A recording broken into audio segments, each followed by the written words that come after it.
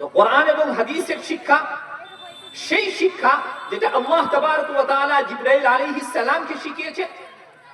জিবরাইল আলাইহিস সালাম জনাবে রাসূলুল্লাহ সাল্লাল্লাহু আলাইহি ওয়াসাল্লামকে শিখিয়েছেন।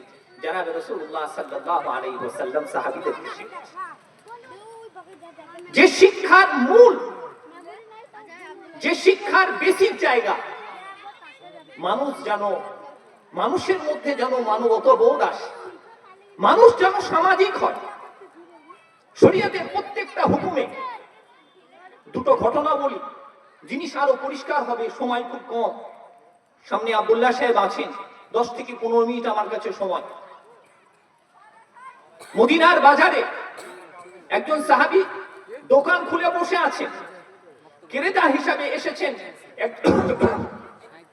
একজন ইহুদি মানুষ। এসে সাহাবীকে বলছেন যে আমি তো প্রতিদিন আপনার কাছে আসি, সাপ্তাহিক, মাসিক এবং প্রতিদিনের জিনিসপত্র আমি আপনার দোকান থেকে কিনি।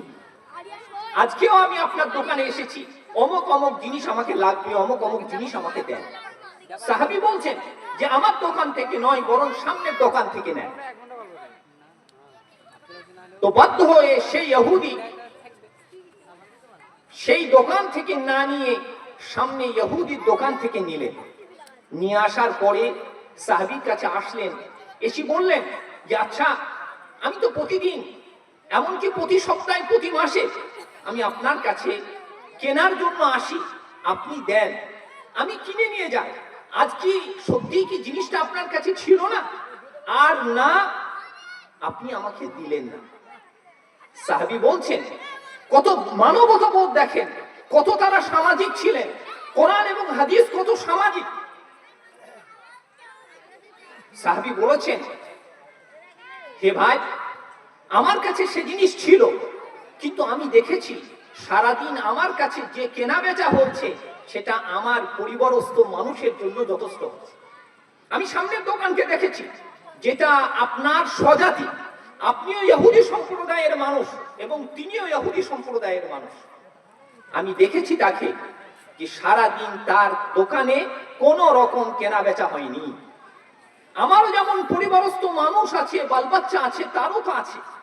আমি যখন বাড়ি ফিরে যাব, তখন আমার বাল বাচ্চারা বড় আশা নিয়ে যেমন আমার কাছে আসবে, তারও তো বাল বাচ্চারা তার কাছে যাবে। যখন তারা তার বাবার কাছে আশা মতো জিনিস পাবে না, তারা নিরাশ হবে, বাচ্চাদের মনে বড় কষ্ট তারা পাবে। এই কারণে আমার মানবতা, আমার নবীজির শিক্ষা, কোরআন এবং হাদিসের শিক্ষা আমাকে এই জায়গায় দাঁড় করিয়েছে যে আমি সেই জিনিসটা তোমাকে না দিয়ে আমি তোমার স্বজাতির দোকানে পাঠিয়েছি। আমি তো কল্পনা করতে পারি, ইহুদি যখন জনাবে রাসূলুল্লাহ সাল্লাল্লাহু আলাইহি ওয়াসাল্লামের এই শিক্ষা তার একজন ছাত্রের কাছে শিখলো, কোরআনের শিক্ষা, হাদিসের শিক্ষা যখন